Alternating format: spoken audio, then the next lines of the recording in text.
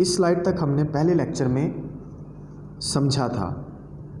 आपने देखा हमने पहले लेक्चर में किस तरह एक आम इंसान को डिप्रेशन का पेशेंट होते हुए देखा, उसमें जो फिज़िकल चेंज आई, उसमें जो बिहेवियरल चेंज आई, उनको हमने देखा। आज हम इस लेक्चर को फर्दर कंटिन्यू करेंगे और पहले लेक्चर को बेस बनाकर अब हमने एक डिप्रेस्ड माइंड को, एक इमोशनल ब्रेन को हमने ट्रीट करना है। इन चीज़ों के लिए हमें सबसे पहले ब्रेन के कुछ फंक्शंस के बारे में पढ़ना होगा। ब्रेन के फंक्शंस हैं, उनमें एक फंक्शन है एमिगडाला। एमिगडाला का ये फंक्शन होता है कि ये ब्रेन के अंदर दाखिल होने वाले बैक्टीरियाज को रोकता है और उनको ब्रेन तक पहुंचने नहीं देता। अगर बैक्टीरिया जो है वो ब्रेन तक पहुंच जाए तो फिर वो ब्रेन में किसी तरह का केमिकल कम्बिनेशन तबाह करने में अपना रोल प्ले करता है। एमिगडाला के टूल्स टॉन्सिल्स या फिरिंक्स होते हैं और ये इम्यून सिस्टम के साथ मिलकर बैक्टीरिया को ट्रैप करते हैं।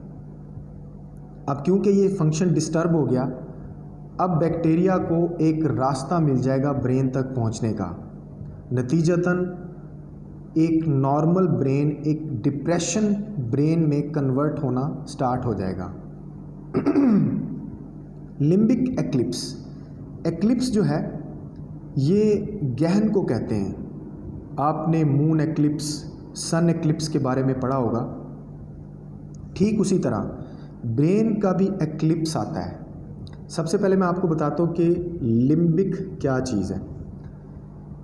लिम्बिक ब्रेन का इमोशनल फंक्शन है। ये ब्रेन के इमोशनल फंक्शन के तौर पर काम करता है। इमोशनल फंक्शन में किसी चीज़ का सीखना और उसे महफूज करना होता है। अब ब्रेन के इमोशनल बिहेवियर में चेंज आ गया, उसको गहन लग गया, ब्रेन लिम्बिक एक्लिप्स में चला गया, तो फिर क्या होगा, ब्रेन की वर्किंग डिस्टर्ब हो जाएगी और आम ज़ुबान में मैं कहूँ तो ब्रेन को जंग लग जाएगा, सोचने समझने की सलाहियत लॉस होना शुरू हो जाएगी और ये भी केमिकल चेंज हो गया ब्रेन के अंदर। इसके बाद ये बहुत इम्पोर्टेंट स्लाइड है, इसमें कुछ केमिकल और कुछ मेडिकल की चीज़ें इन्वॉल्व हैं। आप इस स्लाइड को गौर से सुने।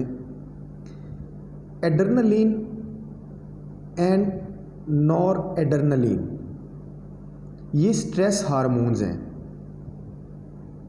डिप्रेशन में एड्रेनलिन रिलीज़ नहीं होता, जिसकी वजह से ब्रेन पर स्ट्रेस का प्रेशर क्रिएट होता है और एक खौफ की फ़िज़ा ब्रेन के ऊपर छा जाती है। इसकी मैं मिसाल ये देता हूँ कि अगर आप जंगल में जा रहे हैं और सामने से कोई बड़ा जानवर, शेर या भालू आ जाए और आप उसको देखकर डर गए, अब या तो आप चुप करके अपनी जान उसके हवाले कर दें या फिर आप उसका मुकाबला करें।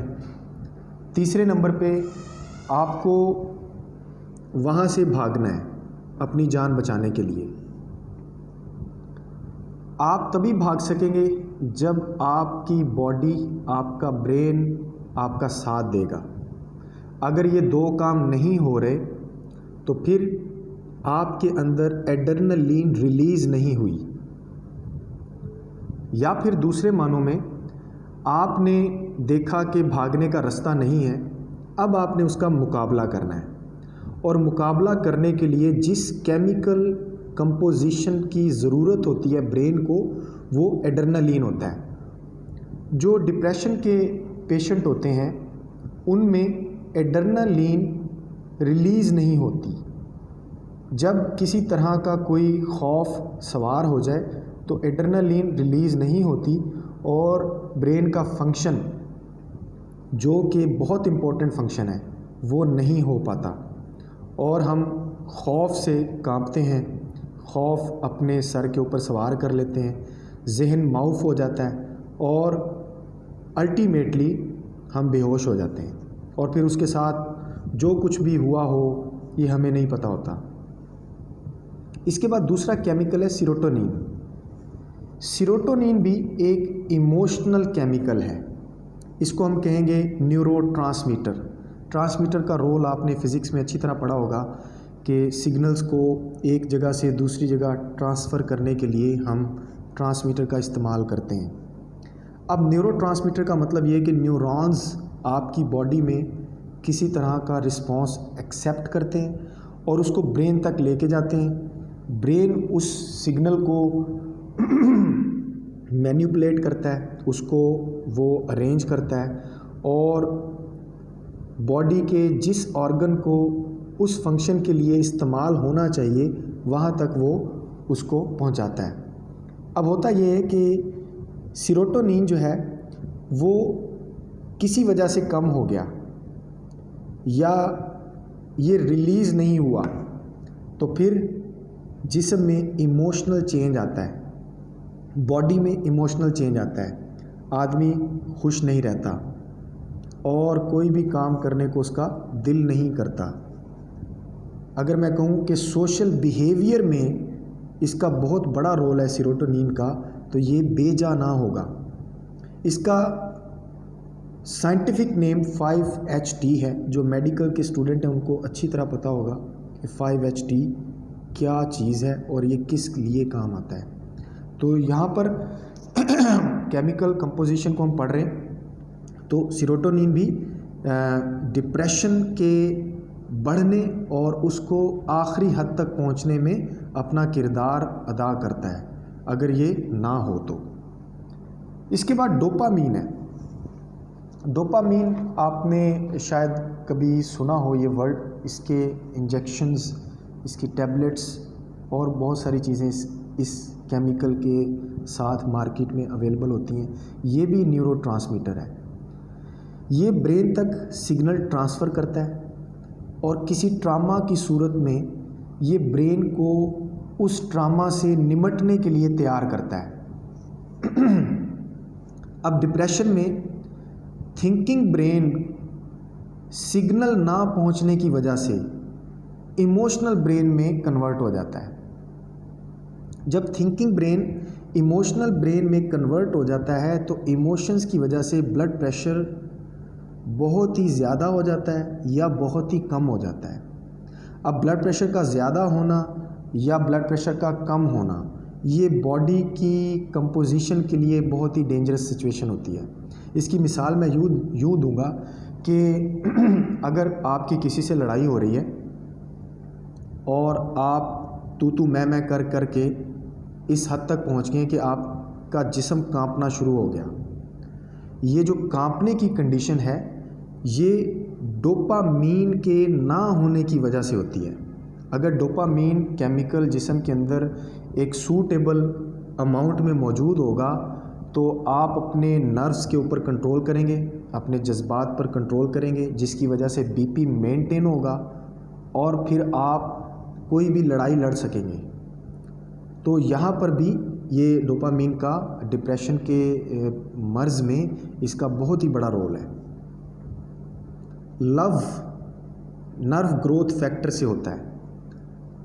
जेलसी, ग्रीड, लस्ट, ये सारे के सारे जो फैक्टर्स हैं ये लव को इंडिकेट्स करते हैं। इसके बारे में मैं ज़्यादा नहीं कहूँगा, डिफरेंट जगहों पे लव की डिफरेंट कंडीशन होती है, तो आप उसमें से देखें कि कौन सी कंडीशन से आप निमट रहे हैं। अगर ये सारा कुछ हो जाए तो फिर impact of anger, fear, depression, jealousy, lust, greed, hatred और लव, तो फिर क्या होगा? फिर क्विक बट स्लोपी रिस्पॉन्स होगा। स्लोपी का मतलब ये होता है कि आदमी केयरलेस हो जाता है, अपना ख्याल नहीं रखता, ठीक तरह से ज़िंदगी को एंजॉय नहीं करता, अकेला रहना शुरू कर देता है, झूठ बोलना शुरू कर देता है। इसी तरह लोगों से दूर हो के वो अपनी एक दुनिया बना लेता है और अपनी उस दुनिया में वो अकेला जी रहा होता है और वो उस दुनिया से कभी भी बाहर नहीं निकल सकता अगर उसकी मदद ना की जाए।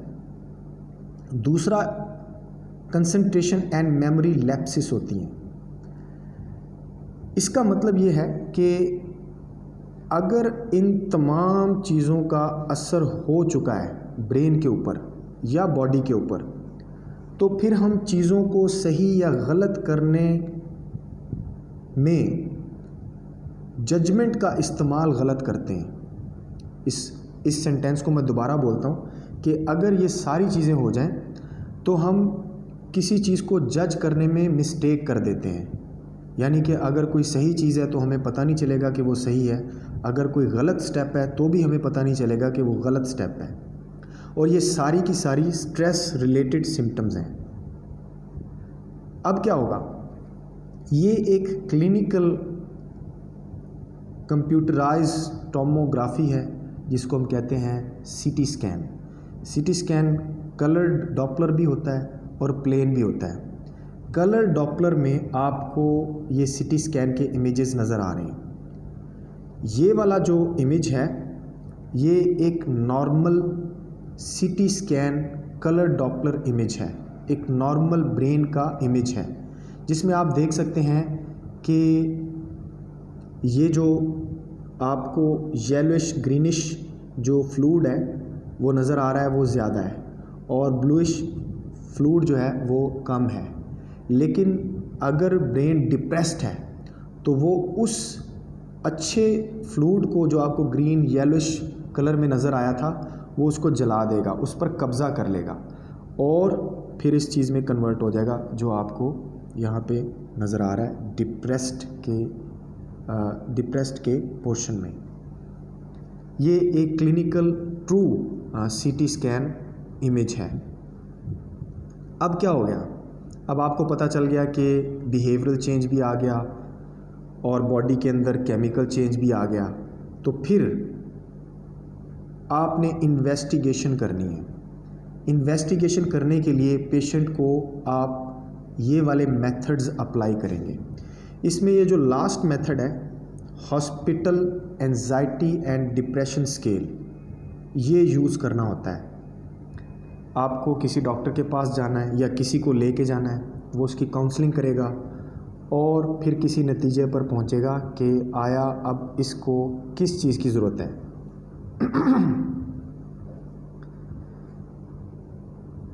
अब हमने रिकवर होना है या किसी पेशेंट को रिकवर करवाना है तो फिर हमें उसकी ट्रीटमेंट करनी है। ट्रीटमेंट 3 किस्म के पेशेंट की होती है। या तो पेशेंट सुसाइडल अटेम्प्ट्स वाला हो, उसने मल्टीपल टाइम्स सुसाइड अटेम्प्ट की हुई हों, अब हमें सोचने की ज़रूरत नहीं है, उसको हॉस्पिटलाइज करना है और उसकी सुसाइडल अटेम्प्ट्स जो हैं उनकी इन्वेस्टिगेशन करके उनका इलाज करना है। दूसरा, पेशेंट नफ्सियाती है, साइकोटिक है, बात बात पे गुस्सा करता है, बात बात पे लड़ता है, तो फिर भी उसको ट्रीटमेंट की ज़रूरत है थ्रू हॉस्पिटल। उसके बाद तीसरा किस्म, severely depressed not responding to interventions. इसका मतलब ये है कि आप किसी को जज कर रहे हैं और किसी की काउंसलिंग भी कर रहे हैं, उसको समझा भी रहे हैं, लेकिन वो कोई रिस्पॉन्स नहीं दे रहा, तो आपके समझाने में किसी तरह का कोई कमी किसी किस्म की रह गई है, तो आपने ऐसे पेशेंट को भी उठा के हॉस्पिटल में लाना है और उसका इलाज स्टार्ट होगा। ये जो आपको इमेज नज़र आ रहा है ये बहुत ही ज़बरदस्त इमेज है कि आपका अगर ब्रेन सोच रहा है ना कि मैंने सुसाइड करनी है, तो बेशक ब्रेन सोच रहा है, बट आप ज़ुबान से कहना स्टार्ट कर दें कि नहीं मैं बिल्कुल ठीक हूँ, मैं सुसाइड नहीं करूँगा। या अगर कोई आपके सामने ऐसा है जो ये बातें करे आपसे कि मेरे मसाइल का सिर्फ़ एक ही हल है और मैंने सुसाइड ही करनी है, तो उसको आप ज़ुबान से समझाएं कि नहीं सुसाइड इस मामले का हल नहीं है। आप ठीक हो, तो ज़ुबान से कहना भी ब्रेन के ऊपर इफ़ेक्ट करता है। अब 3 किस्म की सिचुएशंस आपके पास हैं ट्रीटमेंट के हवाले से। अगर तो डिप्रेशन माइल्ड है, यानी कि मामूली नोयत का है, तो फिर जस्ट काउंसलिंग करने से आप ठीक हो जाएंगे या आप किसी को ठीक कर देंगे। लेकिन अगर डिप्रेशन जो है वो मॉडरेट है, जैसे कि मैंने इस लेक्चर के शुरू में जो 2-3 स्लाइड्स थी उनमें मैंने एक लिस्ट बताई थी, उस लिस्ट में अगर 5-6 चीज़ें आपके अंदर हैं या किसी के अंदर आप देख रहे हो कि वो हैं, तो फिर वो मॉडरेट डिप्रेशन के अंदर आ जाता है। फिर यही मॉडरेट डिप्रेशन मेजर डिप्रेशन के अंदर कन्वर्ट होता है। तो अगर मॉडरेट डिप्रेशन है तो फिर ना सिर्फ उसकी काउंसलिंग होगी, उसको आप समझाएंगे, उसको टाइम देंगे, उससे प्यार मोहब्बत करेंगे, और फिर उसके बाद एंटी डिप्रेसेंट यानी कि टैबलेट्स या दवाइयाँ उसका इस्तेमाल शुरू होगा, और ये एक डॉक्टर या हॉस्पिटल की कंडीशन के अंदर होता है। अगर बहुत ही ज़्यादा कंडीशन ख़राब है, जैसे मैंने कहा कि सुसाइडल अटैम्प्ट के जो पेशेंट होते हैं या सुसाइडल अटैम्प्ट के बारे में सोचने वाले लोग होते हैं, वो सीवियर डिप्रेशन के अंदर हैं, वो फिर मेजर डिप्रेशन नहीं सीवियर डिप्रेशन के अंदर आ जाते हैं। तो फिर भी हमने उनकी साइकोलॉजिकल सपोर्ट करनी है और एंटी डिप्रेसेंट देने हैं। अब यहाँ पर एक सवाल पैदा होता है कि अगर हमारे अपने साथ ऐसे मामलात हों तो फिर हम क्या करें। अगर हम खुद से सोच रहे हैं कि हमने सुसाइड करना है, हमारे मसाइल का हल यही है, हमें अच्छी जॉब नहीं मिल रही, हम एग्ज़ाम में फ़ेल हो गए हैं, या हमारा कोई प्यारा बिछड़ गया है, तो फिर हम बस सुसाइड करके जान छुड़ाएं। अगर हम खुद भी ये चीज़ें सोच रहे हैं तो हमें क्या करना है, हमें ऐसा कतई नहीं करना। हमें अपने ब्रेन को भी समझाना है कि नहीं मैं ठीक हूँ, आहिस्ता आहिस्ता अपनी इन्वायरमेंट चेंज करनी है, और गैदरिंग में अपने आप को इन्वॉल्व करना है। ज़्यादातर हम अकेले रहने में अपनी आफियत समझ रहे होंगे, हालांकि ऐसा नहीं होगा। हमें कोशिश करनी है कि हम हर वक्त किसी के साथ रहें, ताकि हमें कोई बात करे, हम किसी से बात करें और अपने दिमाग के बोझ को रिलीज़ करें। अगर ये बोझ रिलीज़ ना हुआ तो फिर ये अल्टीमेटली ये सुसाइडल अटैम्प्ट की तरफ ही जाता है। तो सुसाइड अटैम्प्ट में अगर मैं एक मुसलमान बन के आपको कहूँ, सुसाइड आप कर लेंगे, इस दुनिया से जान छूट गई, लेकिन आखिरत में फिर अल्लाह को जवाब क्या देना है। हो सकता है आप आज उस नहज पे खड़े हों कि जहाँ पर सुसाइड ही आपके मसाइल का हल हो, लेकिन आप अगले जहाँ जाकर, जो कि अबदी जहाँ है, वहाँ पर इस सुसाइड को जस्टिफाई नहीं कर सकेंगे। अल्लाह ताला आपसे कहेगा कि आपकी ज़िंदगी अभी बाकी थी, अगर आप सुसाइड ना करते तो आगे आने वाली ज़िंदगी आपके लिए बेहतरीन थी, उसमें आपके मसाइल नहीं थे, उसमें आपके लिए आसाइशें थी। ये एक आजमाइश थी जो मैंने आप पे डाली, लेकिन आपने उस आजमाइश को अपने लिए अजाब समझा और फिर आपने ऐसा काम किया जो मुझे नापसंद है। तो फिर आप समझ सकते हैं कि मामलात क्या होंगे। इस लेक्चर का निचोड़ ये है, a bad attitude is like a flat tyre, you can't get very far until you change it. तो हमें इस स्लाइड को अपनी ज़िंदगी के अंदर इस तरह इन्वॉल्व करना है कि हम अपनी भी करैक्टर बिल्डिंग करें, अपने साथ अपने दोस्तों की, अपने अहलो अयाल की करैक्टर बिल्डिंग करें, उनकी काउंसलिंग करें, उनके मसाइल सुनें, अपने मसाइल बताएं, और उनका हल इन्हीं मसाइल के अंदर से ही निकलेगा, इन्हीं लोगों के अंदर से ही निकलेगा। तो ये लेक्चर यहीं पे ख़त्म होता है।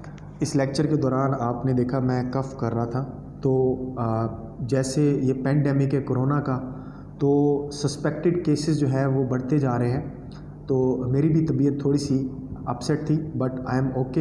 इंशाल्लाह हम अब किसी और लेक्चर में दोबारा मिलेंगे। बहुत शुक्रिया।